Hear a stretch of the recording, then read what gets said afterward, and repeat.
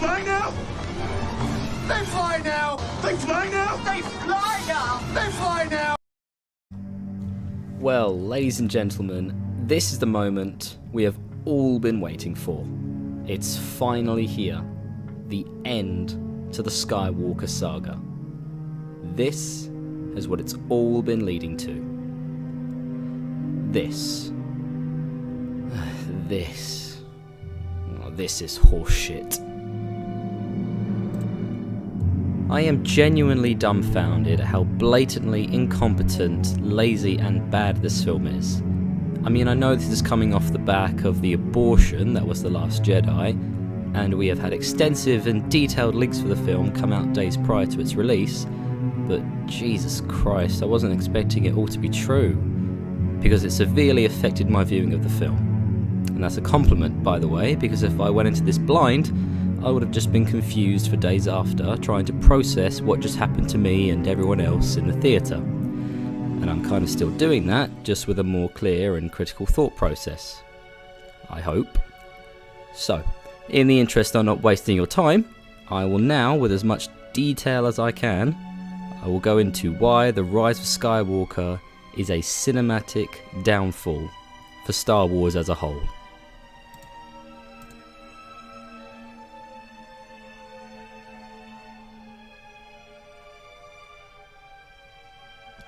So we open with an already very confusing title crawl for this episode in the saga by saying, "The dead speak, and the Phantom Emperor Palpatine has returned." Like, holy shit, just straight in there with that information. Just no fucks given from J.J. Abrams, just, yeah, he's back. Fuck it.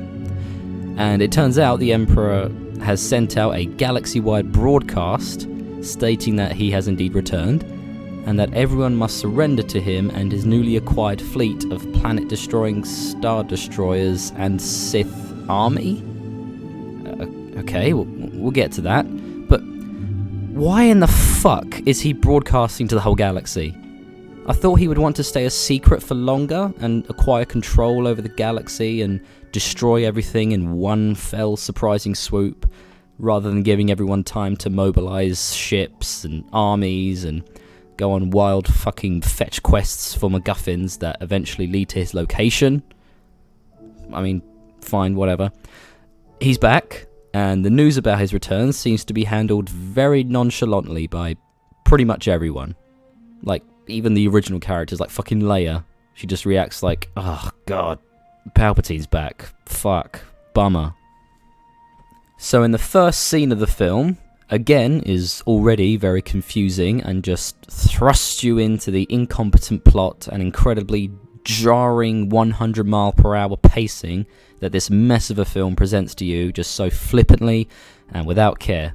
And we've established that JJ just doesn't care, doesn't give a fuck. So Kylo Ren is on some red, ashy forest planet, which I've recently found out is apparently Mustafar. Yes, this giant, dark volcano planet is suddenly looking very foresty all of a sudden, but I'm sure some crappy book or fucking comic will answer that question for us in a few months. But anyway, Kylo Ren is on this planet looking for Darth Vader's wayfinder to the planet Exegol, where the Emperor is waiting. Why does Vader have a wayfinder? Like, don't know, they don't say. How does Kylo even know about his existence or whereabouts? Don't know, don't say. Who the fuck are those aliens him and the other stormtroopers are mowing down? What's their significance there? Don't know. How does Kylo even know the Wayfinder will take him to Exegol in the first place? Don't know. Just shut up, eat popcorn, consume product, and look at flashing colours on screen. So then we immediately jump to Kylo in his ship with the Wayfinder, connected to his ship, and takes him straight to Exegol. But to get there, you need to go through some red space cancer cloud, and then poof, you're there. So before Kylo finds the Emperor, he sees a giant test tube vat full of chemicals, filled with a bunch of failed Snoke clones, or clones in the process of being made. I'm not sure what it is, but basically, it shows us that Snoke from The Force Awakens and The Last Jedi was just a puppet created by the Emperor. and he wasn't his own character. Okay, what? Like, why? Why does Palpatine need to do that? If he was alive this whole time, gaining all of these Sith followers, literally tens of thousands, like going back to the finale of this film, there's the fucking thousands of them, literally, and all this power he has, why not just take over? Why speak through Snoke? Why have him? Why not just be there as the Emperor? Why even have a First Order and not just have the Empire come back? Like, if you were alive the whole time, just fucking take over. You're clearly powerful enough that you can just survive death. Oh, yes, I remember now. It's because Kathleen Kennedy, J.J. Abrams, and Rian Johnson have no fucking clue what they're doing on how to handle Star Wars or properly set up their story, characters, and fucking world building in a simple or cohesive way. And the fact that Kennedy didn't even have a simple plan laid out for a trilogy when this whole thing started, and she doesn't even know the fucking extended universe exists. Like, there are literally hundreds of books and comics, but fine, there's nothing to go from apparently, according to her. And watching these films, it's really not hard to see that with what they show us. I mean, this has to be the most disjointed, convoluted, lazy, and pretty much pointless trilogies in cinema. I mean, what a shitty end to this saga. Oh yeah, and a quick side note before I carry on rambling. Going back to the fact that the creators of this trilogy completely disregard canon, there's already a Sith homeworld, and it's called Korriban. I mean, how fucking hard is it to research that? For the lore? It's not. Anyway, Palpatine calls this new empire the Final Order. Like, whoa. That's cool, because it was the First Order, but now it's been flipped to Final. Wow, that's very not intimidating at all. Like, it's actually very stupid. But anyway, Kylo wants to kill the Emperor because he doesn't want any threat to his power. But they make a deal, so Palpatine wants Kylo to find and kill Rey, and then Kylo will take over the Final Order as its new leader alongside Palpatine.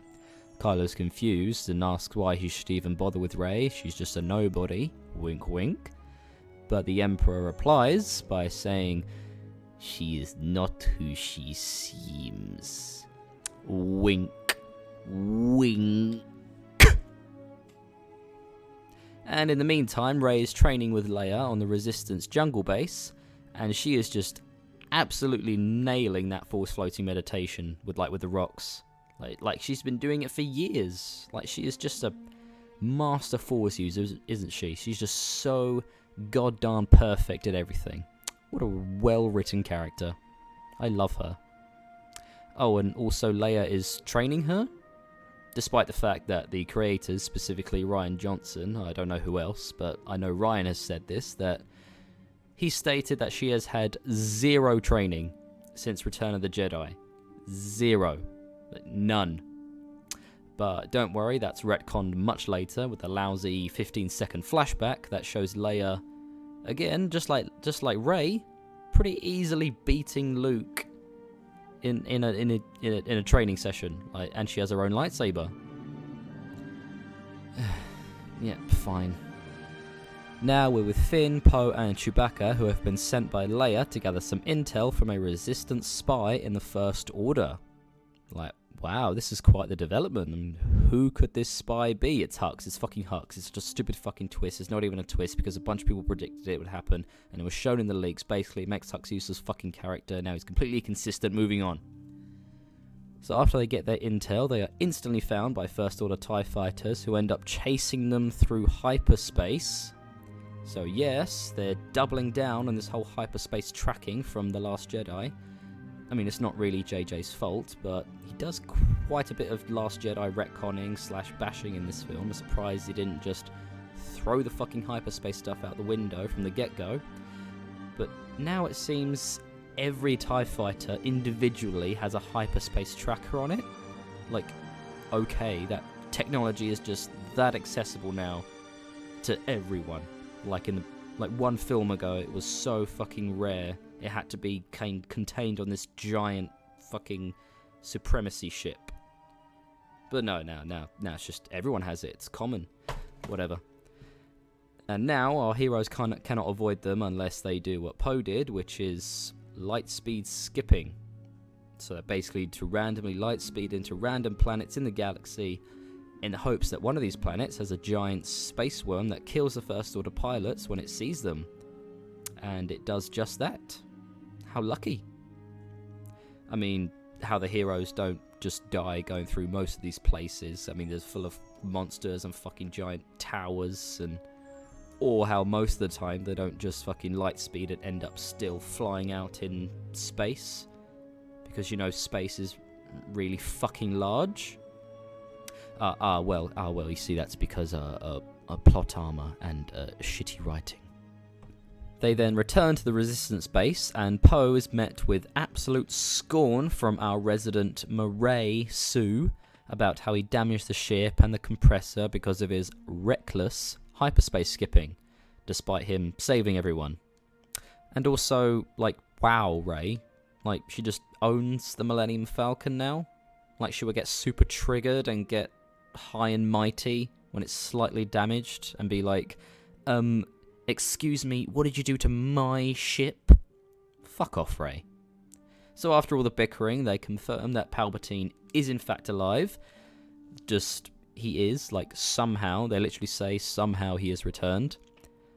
But I mean, didn't everyone already know that he was back? Because it was stated in the crawl at the very beginning that Palpatine sent out a message to the whole galaxy. But, fine. And they mention Exegol after that, because that's where he's hiding, and Rey has a light bulb pop up over her head and gets out Luke's old sacred Jedi texts and sees Luke was writing about Exegol and the Wayfinders this whole time. Okay, so then the whole gang hops on board the Falcon and head to the desert planet of Pasana. I don't care.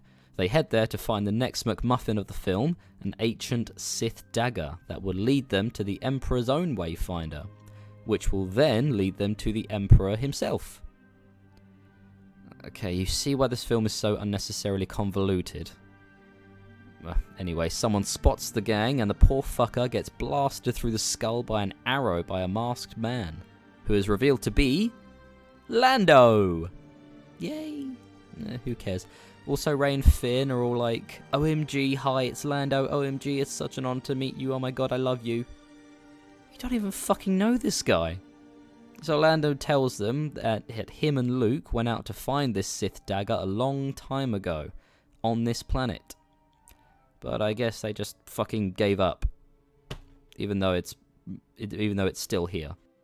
Despite there being a very large black sand pit in the middle of this empty desert, which the group find very easily in like a few minutes after they meet Lando, and this pit just so happens to be exactly where they need to be, find the dagger.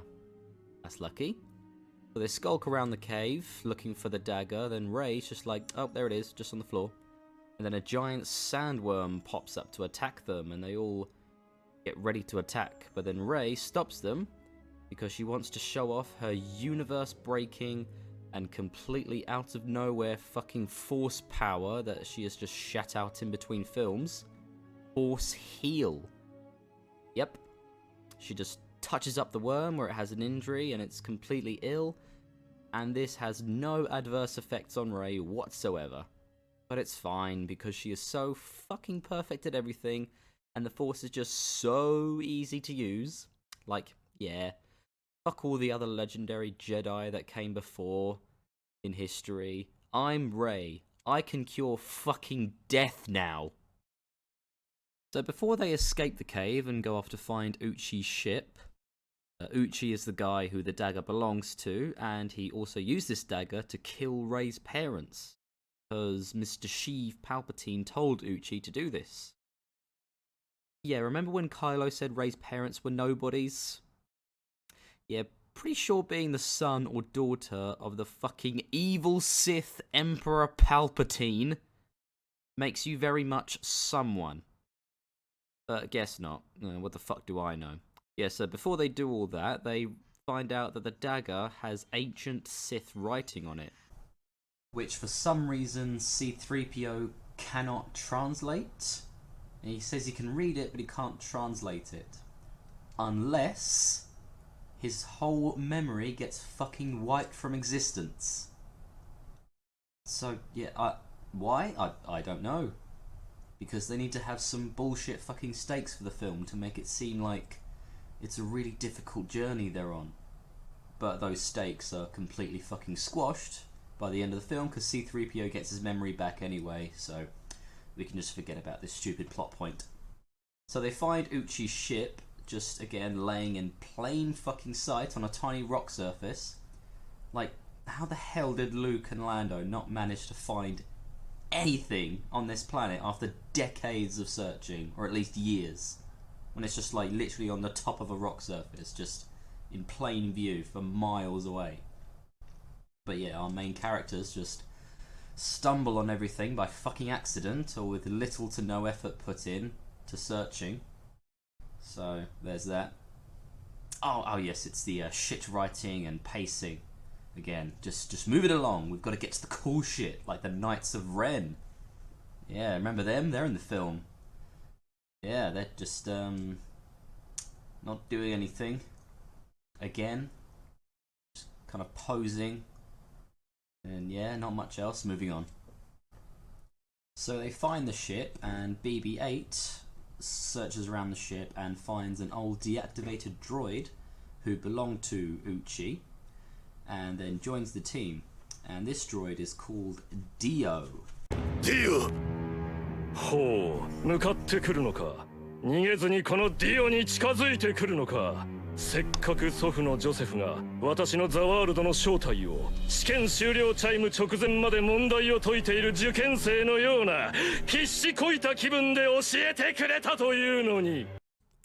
So the First Order have found the gang almost instantly because Rey got a necklace from some local alien earlier, and after that Kylo activates his Force Skype call powers to Rey and just fucking snatches the necklace, and the First Order somehow can scan this necklace and trace its origin, and that's how they find them on the planet.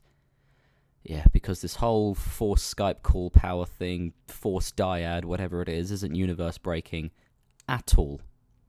Anyway, so Chewie gets captured and taken by the troopers, and Rey is standing out in the open waiting for Kylo, who's in his ship, about to mow her down or wait to shoot her.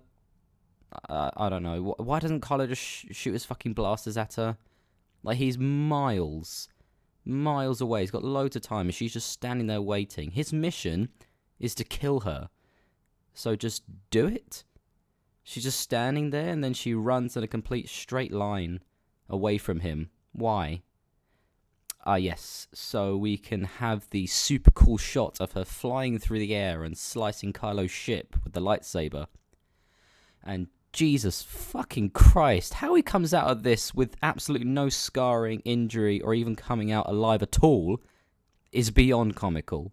I mean, the whole ship breaks apart, and the cockpit ball, which he's stuck in, is spinning and hurtling across the ground and crashing at like 200 miles per hour. It's ridiculous. And after that happens, Rey spots Chewie being taken away by the troopers, and she uses the Force to hold the ship in place. Again, doing it so fucking easily as well. She's so cool. As if lifting a spaceship wasn't established to be very difficult to manage, but not only can she do everything better than anyone else, she even holds the ship while it's flying like she has more powerful force than a moving ship. But never mind. God, what a well-written character. It then quickly cuts to Kylo, as mentioned before, again without a single scratch on him, just casually strolling out of his ship, walking towards Rey. Again, she's completely defenseless, just standing there, just holding the ship.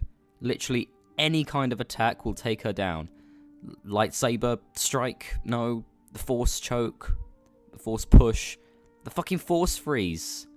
Like, that was established in The Force Awakens. He can fucking freeze people in place. But no, I guess Rey's too powerful for that now. But no, he instead tries to force push the ship away from her to counteract it. I mean, that would likely destroy it because it's essentially the force equivalent of tug and war, and it would just tear the ship apart, but anyway.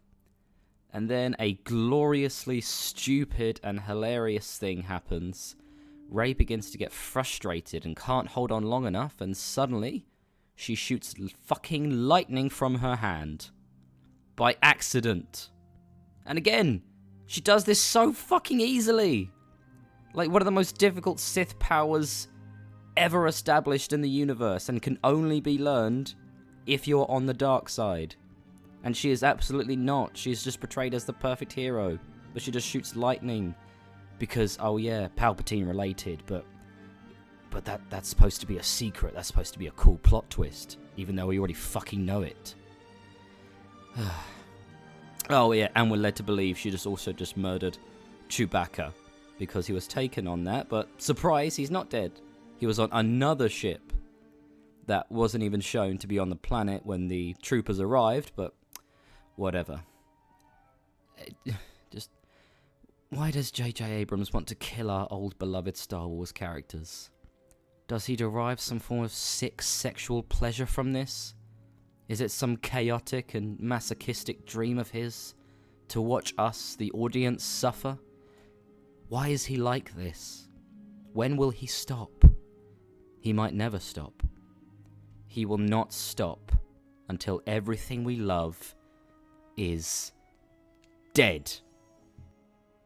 Now we are on Kijimi, where the characters go to find someone who can get C-3PO to translate the text on the dagger. Because remember, he can read the text, but not translate it. It makes sense. Don't ask questions, it's fine. So they cross paths with Poe's old friend, Zori Bliss, who wants to collect the bounty on our heroes, but immediately helps them after getting her ass kicked by Rey, and says she likes her. Just like that. Fucking Mary Sue powers, still in full effect, folks. So Zori takes them to see Babu Frick. Yes, that's his name. I swear to God, these fucking names. I know Star Wars names are random and weird, but they actually went with Frick and didn't think twice. Fine. So they meet up with Frick so we can hotwire 3PO's brain to get him to translate the Sith dagger. But we discover if C-3PO translates the language, his memory will be completely wiped. Why? Why the fuck would that ever be a reasonable outcome? For C-3PO to essentially die just to translate some fucking text. It's fine, it makes sense if you don't think about it. So 3PO unironically has quite an emotional moment here to sacrifice himself for the greater good of the galaxy. Oh, and side note, 3PO is also unironically the best character in this film, and that is sad. But and seriously, again, why does J.J. Abrams want to kill everyone? Why? Stop ruining our characters. He's sick in the head. Someone stop him. Okay, well, after that happens, we go to Poe talking with Zori, and she shows him a First Order Captain's Medallion. So when you have it, you can get through any First Order blockade and enter any ship you like. Well, isn't that just fucking lucky that she, of all people, has this thing and no one else? Also, if you were to use that coin, it would be very obvious very quickly that the person showing it is clearly not a part of the First Order and is not a captain. Like, they just see this Boba Fett with tits roll up with a First Order medallion being like, oh, let me through, I have coin. It's dumb. Oh, and it will be relevant later because, remember, that coin is her only option to get off the planet. But she just hands it over to Poe anyway, very flippantly. So, remember that. So they use the coin to go on board Kylo Ren's ship to save Chewbacca because Rey senses he's still alive. How she didn't sense him previously on Pasana and the other transport ship when they were leaving? Who the fuck knows? So, with absolutely no subtlety or sneaking around the ship, the gang immediately start blasting through stormtroopers all over the fucking place, but no one is alerted to this? Like, as soon as they land, fucking blast a fire and shouting, but no, they're still just skulking around after. It makes sense. So then Rey splits off from the group to find the Sith dagger, while Poe and Finn go get Chewie. But before that, Rey very easily, once again, does a mind trick on 2 troopers at once to get Chewbacca's location, and then sends them on their way. God, just so cool, isn't she? Just, God, such a well-written character. So Rey finds the dagger in Kylo's man cave, just sitting there along with Chewie's bandolier and other things. Then they have their incredibly dumb Force Skype call fight, and Kylo finds out she is indeed on his ship. Meanwhile, as mentioned before, the dumbest fucking twist in this whole trilogy. Poe, Finn and Chewie are captured and about to be executed. And then the fucking ginger nut himself, Hux, just blurts out in a corny manner, "I'm the spy." I'm the spy. What? His reasoning? I don't care if you win, I care if Kylo Ren loses. So yeah, he betrays the entire First Order, a faction he's been dedicated to since The Force Awakens, and very determined to kill the entire Resistance. But, oh, I guess Kylo bitch slapped him around one time and was quite rude to him other times. So yeah, I guess that's a justified reason to destroy your own faction. Fine. But then after he helps them escape and Finn shoots him in the leg, he reports to new Hux, General White Pride, that they escaped. But Hux is found out to be the spy, and he is instantly, unceremoniously blasted through the fucking chest, sent flying across the floor, and dies. Well done, JJ. Well done, Rian Johnson. What a well-written and consistent character. You will not be missed, Hux. So now we get the super awesome mega reveal from Kylo to Rey that she is indeed a Palpatine. Specifically, the granddaughter of Emperor Palpatine. And I would just like to reiterate that Kylo said, and I quote from The Last Jedi, "They were filthy junk traders, you're no one. And now, in this film, I never lied to you, your parents were nobody." Again, as I said earlier, being the child of the Sith Emperor Palpatine makes you someone. But no, I guess not, he didn't lie. And also, can this film please just stop trying to create meaningless tension by making us think Rey will even slightly turn to the dark side, or do anything remotely dark, which she hasn't been doing this entire trilogy? It's just not going to happen. She's just perfect, light, morally virtuous, Force user extraordinaire Rey. She's perfect. Now they are on Ocean Death Star Ruins planet, and they... Wait, what the fuck? How? How is the fucking second Death Star, you know, the one that fucking blew up, still have this much of it left over, and even with it being in the ocean for over 30 years, has not even crumbled into more pieces or eroded over time? Like, and again, it fucking blew up. Like, I can imagine the only pieces of this fucking thing left over would be the size of a fucking coffee table. No. Just no. No, I don't care. I don't care if it's on screen. It's not real. It's not real to me. I'm seeing things, it's fucking imaginary. Just fuck this film. Fuck this new Disney canon. That's not actually canon. Hashtag not my Star Wars. Kill me. So the second Wayfinder is on the Death Star, but the dagger is the only thing that will help them find it, somehow. Even though I'm pretty sure... I mean, they got C-3PO to translate the text from Babu Frick, so I don't know why they need the dagger now. Rey, I guess, thought it might be useful. I guess she had her little feeling that it might be useful. But fine. I mean, but look how bloody huge this wreckage is. This will take some time, days even, to go through to find the Wayfinder. Oh, but oh no, wait. Rey looks at the dagger and opens up a fucking secret compartment that slides out as a waypoint pointing to where the Wayfinder is. But hang on. It gets even fucking dumber than that. Rey lines up this little ruler and it matches perfectly to a part of the Death Star wreckage where the Wayfinder is. What the fuck am I watching? This has to be the most contrived set of circumstances I've ever seen in a film for the sake of a fucking MacGuffin treasure hunt. Like, fucking hell, J.J. Abrams, just fuck you. You lazy, uncaring hack. So they decide to go out to the Death Star across the ocean, but the local space horse riding defected stormtroopers say it is too dangerous to go right now.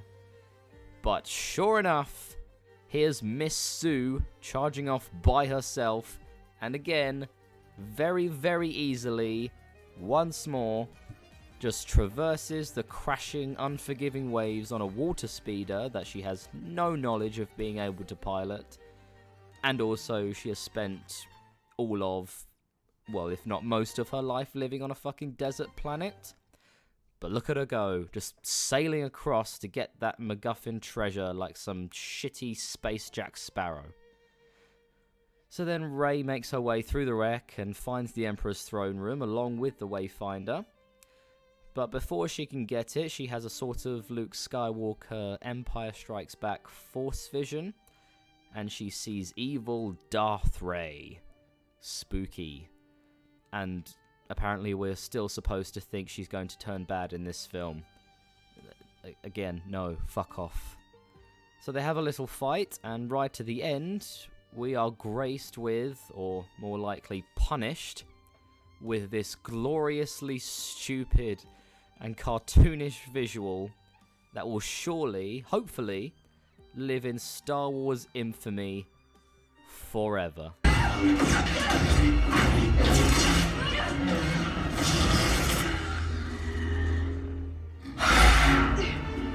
We now jump into yet another boring fight scene between Rey and Kylo. And watching all the trailers and the marketing for this film, it seems as though this fight is built up to be the most ultimate epic lightsaber duel of this whole trilogy, or even the whole damn saga. But no, it really isn't. It's the opposite, in fact. It is, in fact, the worst lightsaber fight in Star Wars history. And not on the level of incompetent and glaring choreography issues with The Last Jedi's throne room fight. Just more so that it's the most uninspired, repetitive, and boring fight filmed in Star Wars. It is just a very basic formula of slash, clash sabers, and pull away. Slash, clash sabers, pull away. Oh yeah, and very occasionally and rarely use a force power in random places, which are incredibly overpowered when used and could be very, very handy in the fight, but no, just use them once or twice. It's just a bland and tasteless fight. Until, near the end, it seems Kylo is in fact winning the fight. Isn't that a wonderful turn of events in this trilogy? Like, the bad guy actually winning for once. Wow, well done, Kylo. Well done, JJ. You're subverting my expectations once again. Yes, so he's about to strike Rey down, but then, right the fuck out of nowhere, with no build-up or reasoning whatsoever, Princess Leia crawls into her bed and dies? Huh? That's how she dies. Just dozing off, and then she goes limp and bites the dust. Wow. Okay then. So then this has Kylo lower his defenses and mourn his mother's death, and then, just like Leia's death, right the fuck out of nowhere, and it seems I may have been mistaken about Rey's eventual turn to the dark side, because seeing Kylo drop his lightsaber, leaving himself open and completely defenseless, Rey grabs his lightsaber and fucking plunges it into Kylo's stomach, killing him.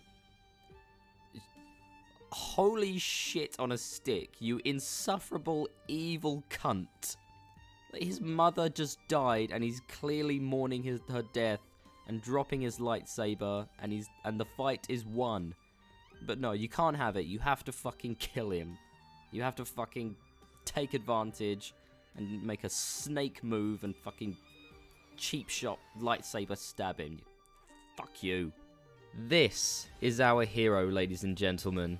The cheap shooting bitch. So after that incredible display of good guy things from Rey, she uses her newly acquired force heal bollocks to instantly heal Kylo's mortal wound that would have definitely killed him. And there is still absolutely no negative drawbacks to using this power. It's so fucking ridiculous to me. Like, she just plops her hand on something and it melds back together in seconds like fucking Wolverine. Just the Force law is now broken thanks to these sequels. I mean, now that you've introduced all these over-the-top and cartoonish abilities that take away any and all stakes from all future Star Wars films. And just fucks with continuity of previous films as well. Fuck you very much, Lucasfilm. Then after the little hand-joining moment... Okay, seriously, what is it with these two and wanting to touch hands all the time and taking each other's hands? It's a really fucking weird fetish they have going on, and I don't like it.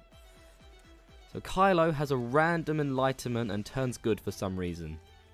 But not before he's visited by a memory of Han Solo coming back and forgiving him for murdering him.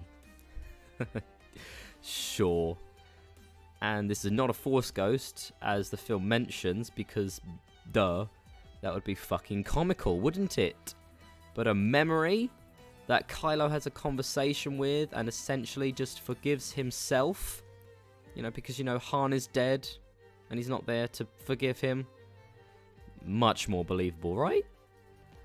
So after this, Rey escapes to Ahch-To so she can seclude herself, just like Luke Skywalker did, and die. Now, I'm not opposed to the dying part at all, but why fuck off to this island now? You just defeated the villain for the third fucking time in a row and converted him to the light. And you know the Emperor is about to kill everyone, right now, and you want to go be a fucking hermit. This almost makes less sense than Luke's reasoning. We then have some more shitting on The Last Jedi by J.J. Abrams, with Luke, somehow, as a fucking Force ghost, catches the physical world lightsaber that Rey throws into a fire, and saying, a Jedi's weapon deserves more respect, and then telling Rey he was wrong to come to the island to die. I can't even. God, this has turned out to be such a shitstorm. So Luke is all like, what the fuck are you doing, Mary? Go kill the Emperor, even though my father killed him 30 years ago, cementing his redemption. But fuck him. You're the new Super Jedi. Go get him. And so she does. And in another display of Force ghosts being able to do fucking everything in these films, Luke raises his X-Wing out of the water so Rey can use it to fly off to Exegol. Now we're back at the Resistance base, and they are devising their incredibly stupid plan to defeat the Emperor's fleet. And there's that guy from Lord of the Rings who chimes in by asking if they can do a Holdo maneuver. Oh, fuck me. Can we please remove that stain of a character from continuity and just not mentioning her name? And then Finn replies, which again, another fuck you to The Last Jedi. Come on. That move is 1 in a million. 1 in a fucking million. Holdo is made to look even more of a stupid bitch now, thanks to JJ. I mean, great. He did something good for a change. I mean, it's a shame it never happens again for the rest of the film. So Rey and the Resistance arrive on Exegol, and the dumb fleet battle begins, with Death Star destroyers and fucking alien horses galore. It's very uninteresting. Oh look, and Rose Tico's back in the film as well. Yay? And now we get to Rey confronting Creamy Sheev, and she has to kill him so that he can take over her body to become the new Empress Palpatine. However the fuck that works. But whatever. Not to mention the literal thousands of cloaked Sith army guys watching on and chanting and shuffling around the place. Like, who the fuck are they and what is happening? What is this film? Kill me? And while this happens, Kylo somehow makes his way to Exegol on some TIE fighter that he got from somewhere. And he goes to help Rey fight the Emperor, but he gets stopped by the very cool, intimidating, and memorable Knights of Ren, who I'm sure will not be killed off from this franchise in the most unceremonious way and go out like weak little bitches. Right? So Rey uses her Skype force powers to pass her lightsaber to, I guess we have to call him Ben now, pass her lightsaber to Ben behind her head, and then appears behind Ben's head? How the fuck does that even work? Like, what is the physics? Oh, what do I care? Nothing in this film fucking works. And then Ben proceeds to kill off the Knights of Ren from this franchise in the most unceremonious way, and they all go out like little bitches. Oh. Well, fuck them, I guess. Such great characters. I'm sure their backstories will be explained in some shitty comic book later. And then during this whole shitty fight, with Ben fighting the Knights and Rey taking out some guards, Ben has some of the most out-of-character and forced comedic mannerisms ever. Like, once he gets the lightsaber from Rey, he does a little snarky face and shrugs. Like, oh, just like Han Solo. I remember that from Star Wars.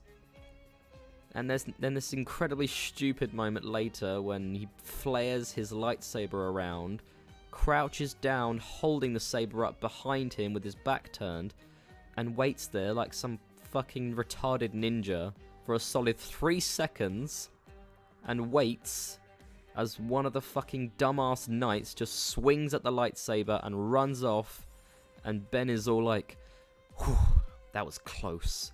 I'm so fucking cool.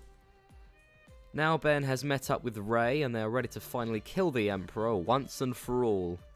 And when all hope seems lost, with Palpatine draining the Force energy out of Rey and Ben because he can do that now, and with Resistance fleet getting destroyed, the battle seems lost.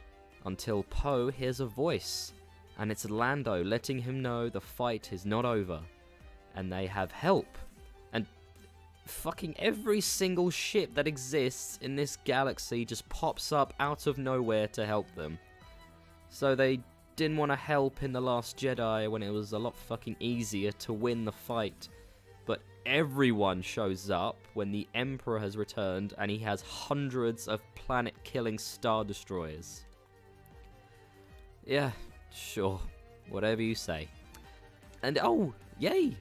Babu Frick and Zori Bliss are still alive. Wait, how the fuck are they still alive? Their planet blew up a few minutes ago. Ugh, let this film die already. So Palpatine chucks Ben down a hole and Rey is lying on the ground and she just summons another Force power epiphany and calls on all the past Jedi to help her in a time of need. And we get a shit ton of Jedi here. We got Luke, Leia, Obi-Wan, Anakin, Ahsoka, Mace Windu, Yoda, and all the fucking prequel Jedi. All of them coming together to help fucking Rey. Because she's the greatest ever. She's the only one who can kill the Emperor. She is the last Jedi, and only she can have all the powers in the universe. Because reasons. Fuck this film. Oh yes, now let's get how. Let's get to how she kills the Emperor. So he's blasting her with fucking lightning and she blocks it with her lightsaber. And it's the same lightning that Sheev summoned a moment ago that was practically a thunderstorm destroying ships above them. But remember, this is Rey Palpatine, and she can just block that shit willy-nilly. After this, Sheev says, "I am all the Sith," And Rey responds with the equally as retarded, "And I am all the Jedi." And wham! Don't hit the camera, man. Dual wield! Dual-wield lightsabers. She walks right up to him, all the while Sheev is still shooting lightning at her despite being fucking melted by it. Just stop shooting, what the fuck are you doing, man? And just like that, in a few seconds, Rey kills the Emperor. And the crowd goes mild. So Rey has killed Palpatine, but it also seems to have killed her in the end. Fuck yes. Wait, she killed him? And shouldn't he be inside Rey's body now, like taking over? Wasn't that the thing, if she kills him? Oh, fuck it. Then Ben Solo appears from the hole that he got yeeted down and uses his own force heal to bring Rey back to life? Fucking hell, these films really are just corny Disney movies disguised as Star Wars. And then they have an awkward stare and kiss?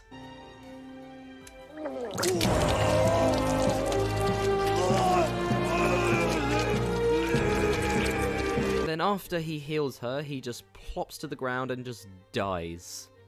It was pretty funny. Like, Rey can heal everything and anyone and has nothing happen to her in the whole film, but Ben does it once and croaks. Brilliant. So the Final Order is defeated, and we have a mini montage of different planets reacting to the victory, like Bespin and Endor. Hey! You remember those, don't you? I definitely clapped and cheered when I saw those E-words on Endor. What a cool reference. And then at the Resistance base, everyone is celebrating. Oh look, gay kiss. And Chewie gets his medal. Rey is now on Tatooine because she is burying Luke and Leia's lightsaber and going off on her own adventure as the new hero of the franchise. And with her own lightsaber, no less, that she somehow knows how to make. Like, fuck, isn't this all just a fitting metaphor for this franchise? Just burying the old and killing it, making way for the new. Great. I hate it. And the final nail in the proverbial coffin that is this saga, Rey sees Ghost Luke and Leia in the distance and proclaims herself to be Rey Skywalker. Rey Skywalker. That's not your fucking name, you thief. You degenerate, uninteresting, scumbag, Mary Sue arsehole. Just roll the credits. End this film, end my life, fuck off Star Wars. And that's it. That is it for Star Wars. Oh man, it's going to take a lot of convincing for me to even get slightly excited about a new Star Wars series or a single film from this point on. It's just broken. It's broken me. But the thing is, I love Star Wars. But I hate these films. Thank you all so much for watching my first ever video. I've most likely got plenty of work to do to improve in the future, but I just really wanted to shit on this film and have a bit of fun. And I would like to personally thank everyone on the EFAP podcast for inspiring me, not just for making this video, but to think about films in a more critical and objective manner. Especially Mauler, who deserves way more support and subscribers right now, so go and do that. Support, subscribe. I'm TR Cap. Goodbye. I've just seen Star Wars, The Rise of Skywalker, and nothing prepares you for this. I cheered, I shouted, I fist pumped the air, I cried, I stood and cheered. It's absolutely everything that you hoped it was going to be. I'm so proud to be in it, and I can't wait for you to see it.